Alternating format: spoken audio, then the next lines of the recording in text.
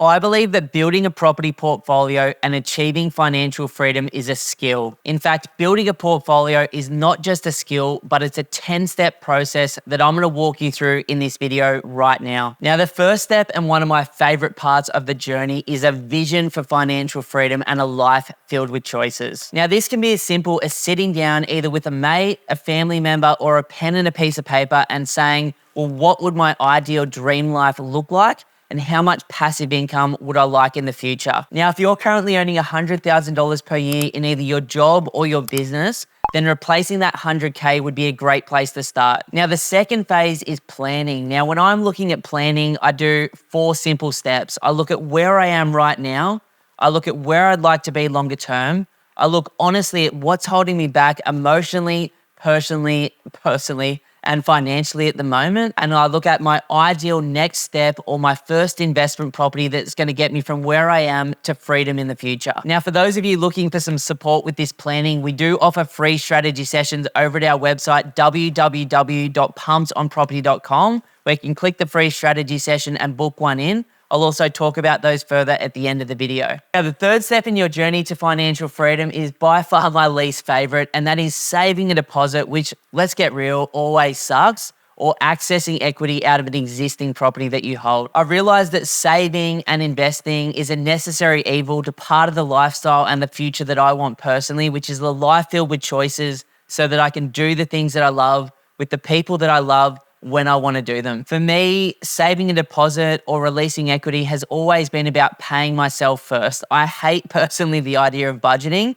which is why I commit to a dollar amount every single week. Sometimes that's been $50 a week. Sometimes that's been a couple of $1,000s per week.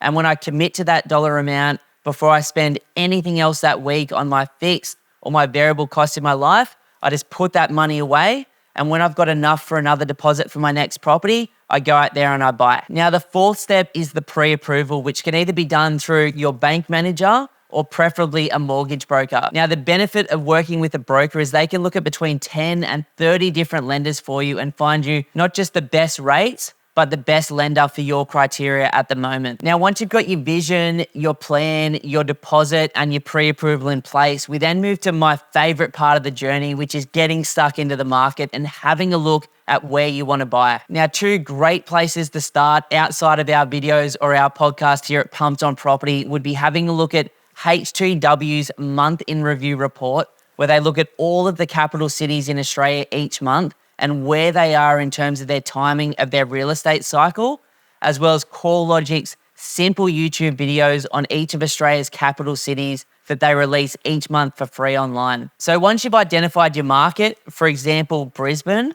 then we've got to recognize that Brisbane isn't simply one market. In fact, there's a north, a CBD, an east, a south, and a west. Now, each of these markets have very different types of properties and very, very different types of people living in them, which is why the 6th step is really getting focused on a suburb within the market that you want to focus on. Now, I think one of the major mistakes that first and second, even third time investors make is looking at too much stuff and therefore getting analysis paralysis and information overload and going, it's too much, I couldn't be bothered. And then they either go out there and do nothing or make a massive mistake because they've just got the shits and they couldn't be bothered looking anymore. Now, in terms of the suburb that you want to look at, you want to look for somewhere with great infrastructure, great schools, great transport options with really, really strong access to employment. For me personally, there's actually about another 50 or 60 things that we've walked through on previous videos that you can go find. In fact, we did a series on how to select the right market, the right suburb, and the right property. You can find them on our YouTube channel or podcast. You know, I know it can be very, very difficult to commit to 1 or 2 suburbs, but it's the only way that you're going to move to the 7th step, which is identifying the perfect property. Now, obviously, there's many different types of properties in every single suburb in Australia. There's generally units, there's duplexes, there's houses, there's subdivision sites, there's Airbnbs, there's absolutely everything in between. For me personally, if this is your first, second, or third investment, then I think sticking with houses in quality suburbs on nice, quiet streets with at least 500 to 800 square meter blocks of land would be a great place for you to start. Now, in terms of the 8th step, there are really 2 parts to it. There is the looking phase of buying the property, and there is the negotiating phase. Now, to make the looking phase as simple as possible, let's say that I go for that suburb in South Brisbane on the beach, which is Redland Bay. I'll then go to realestate.com and I'll set up an alert on realestate.com so they email and text message me when new listings come up versus me to have to think about and go on it and potentially miss a place. And basically, I'll set the criteria for 500 square meter blocks of land with 3 to 5 bedroom houses within a certain price criteria based on my pre-approval. I'll also go to something like openagent.com.au and I'll put Redland Bay, the suburb, into there, and I'll find the 3 top performing agents, and then I'll give them a call to introduce myself, tell them what I'm looking for, and then follow them up with an email and a text message basically every single week until I find the perfect property, either on market through realestate.com or off market through one of those 3 top agents. From here, in terms of the skill set associated with negotiating, I obviously want to buy it for the best possible price. And again, I've done 20 and 30-minute videos on our YouTube channel and podcast where you can see exactly how I negotiate and the 2 different types of strategies I use. But negotiating is really simple. Just build a good relationship, be honest, tell them what you're looking for, ask the right questions, and hope that through the price that you put in and the terms that you put in, you're the lucky one. Now, I think the negotiating process and the 9th step, which is going through due diligence, are very tied together. Before you start negotiating, you definitely want to have talked to a solicitor about the terms and the conditions that you want in the contract so that you can let the agent know that that's what your plan is to do.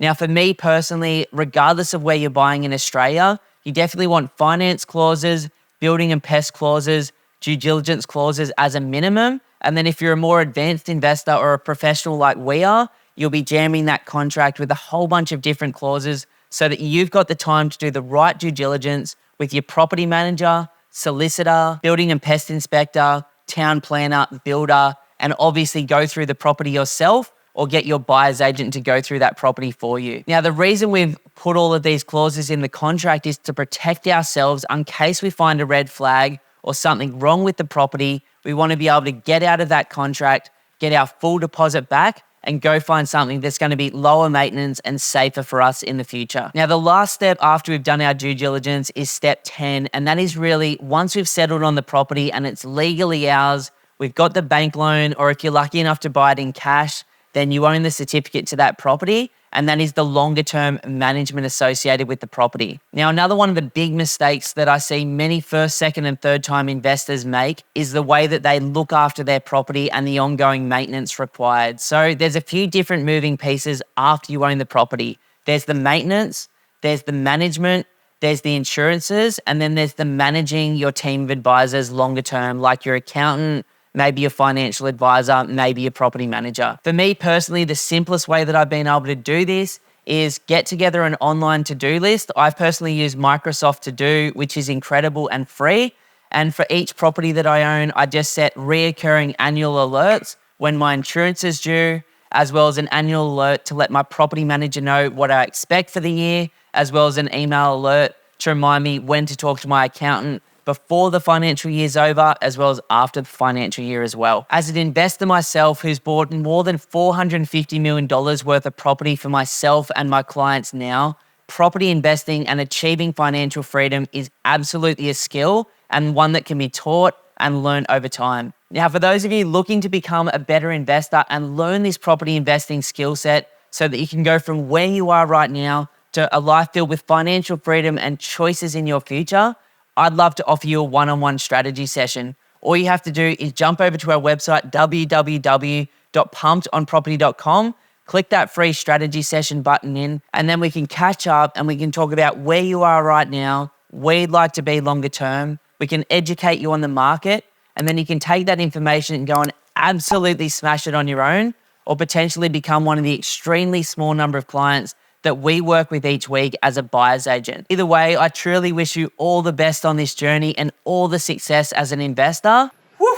That's a wrap. That's a wrap. Getting cool, bro. Yeah. Oh, sweaty. So sweaty.